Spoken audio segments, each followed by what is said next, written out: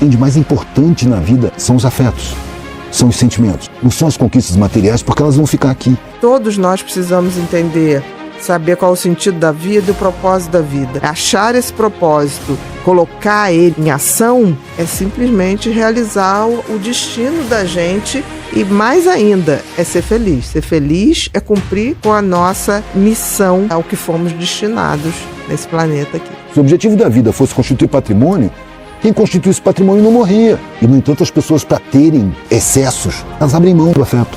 E por isso que você vê o bem-sucedido tomando antidepressivo. Que bem-sucedido é esse? Que bem-sucedidismo é esse? Que o cara bem-sucedido tem que tomar antidepressivo.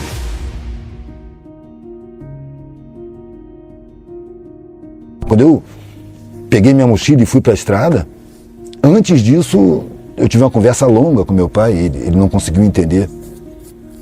E não podia mesmo, ele não tinha condição de... Se ele entendesse, a vida dele perderia o sentido. E ele achou que eu estava com problema. Quando ele falou, primeiro ele falou que eu não tinha ambição nenhuma. E eu falei exatamente o contrário, eu tenho uma ambição desmedida. Tão grande que dinheiro, conforto, facilidade, posição social é pouco. Isso não me satisfaz. Eu quero mais. E ele perguntou, afinal, o que você quer da vida? E eu respondi sem pensar. Eu quero tudo que eu puder levar. Eu quero saber para que eu tô aqui, para que serve a vida. Não é possível que a gente nasce para se garantir materialmente. Porra, a gente vai sair. Se o objetivo da vida fosse constituir patrimônio, quem constitui esse patrimônio não morria. Mas morre, frequentemente divide a família com patrimônio enorme. Os filhos brigam para disputar, então esse não é o objetivo da vida. Eu queria saber qual era. E aí eu cheguei num ponto que eu falei, eu vou procurar um sentido para a vida. Ou eu vou encontrar, ou eu vou morrer procurando. Porque essa vida que eu vejo programada para mim só me traz angústia. Eu vou entrar em depressão. Óbvio que eu vou detestar tudo. Vou cair na vala comum dessa grande maioria que anseia pela sexta-feira de uma forma doente e entra em depressão na segunda-feira. Eu tenho meus valores, mas eu procuro fazer com que eles sejam mais humanos ou menos desumanos. Porque ninguém está livre dos condicionamentos do sistema. Eu também estudei na escola, estudei em escolas militares, fui militar. Eu fui induzido ao machismo nessa sociedade de Deus Pai. Eu fui induzido à competição, eu competi bastante. Desde 10 anos de idade, no colégio militar eu já era corredor. E eu pratiquei muito esporte e competi muito. E fui crescendo assim, eu tinha muito prazer, eu ganhava muito, corria muito. Mas na adolescência eu comecei a ver pessoas que se dedicavam ao esporte com mais seriedade, com mais coração. E essas, quando perdiam, ficavam muito tristes, muito tristes. E eu ganhei algumas competições e vi pessoas nesse estado de tristeza. E eu me sentia culpado, porque para mim não era tão importante assim ter ganhado. Eu preferia não ter causado aquela tristeza. Então eu comecei a questionar a competição. O ápice chegou no Exército. Chegou um ponto que eu falei com o comandante do meu pelotão, um tenente, que eu não queria mais competir. E ele estranhou muito, tá maluco?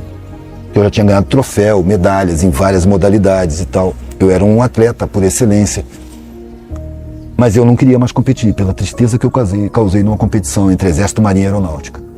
Sabe, eu vi tristezas homéricas ali. Eu falei, isso é idiotice, eu não quero mais competir. Isso é uma babaquice. Que prazer eu tenho em estar ganhando isso? Em correr mais do que os outros? Sabe, não vale, a tristeza dos derrotados não vale a minha vitória. Então a vitória perdeu importância. Foi um valor que caiu.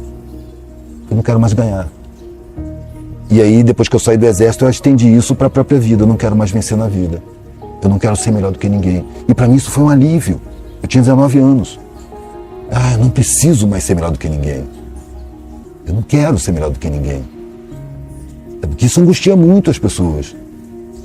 E as pessoas nem percebem, elas desejam realmente vencer. E se elas não conseguem vencer, elas se sentem derrotadas. São sentimentos horríveis.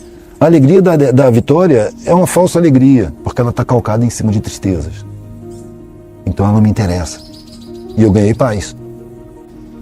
E aí a vida tomou outra importância. Não é uma coisa para você vencer. A razão tenta me convencer, desde que eu sou moleque, na escola, que ela é enquadradora, de que eu tenho que vencer na vida. E o meu sentimento me diz que isso é besteira. Não tem que vencer na vida, eu tenho que viver. Eu acho que aí você já vê algumas mudanças de valores, né? Já são outros valores. Nos Estados Unidos tem um hospital de doentes terminais. Evidentemente, o cara, quando recebe o decreto do médico, né? Você não tem jeito, vai morrer daqui a uns meses. ele tem que ser muito rico para ir para esse hospital. Porque o pobre ele vai para casa e morre em casa. Esse hospital dá todo o suporte, então só pessoas ricas, bem-sucedidas na vida, na sociedade, iam para lá. E umas enfermeiras que tratavam, elas fizeram um livro com as reflexões dessas pessoas que já estavam com a sua morte decretada. Sabe? E a coincidência era exatamente essa. Essas pessoas se arrependiam de terem sido superficiais, de não terem se dedicado aos afetos. Sabe? Eu comecei a concluir que o que tem de mais importante na vida são os afetos, são os sentimentos. Não são as conquistas materiais, porque elas vão ficar aqui. E, no entanto, as pessoas, para terem excessos, elas abrem mão do afeto. Atropelam pessoas, causam prejuízo, disputando. Não, se eu não fizer, ele vai fazer comigo. E por isso que você vê o bem-sucedido tomando antidepressivo. Que bem-sucedido é esse? Que bem-sucedidismo é esse? Que o cara bem-sucedido tem que tomar antidepressivo. Se ele tem que tomar antidepressivo, a vida dele é deprimente, óbvio. E a parada, inclusive, não é tomar antidepressivo, é mudar de vida, mudar de valores.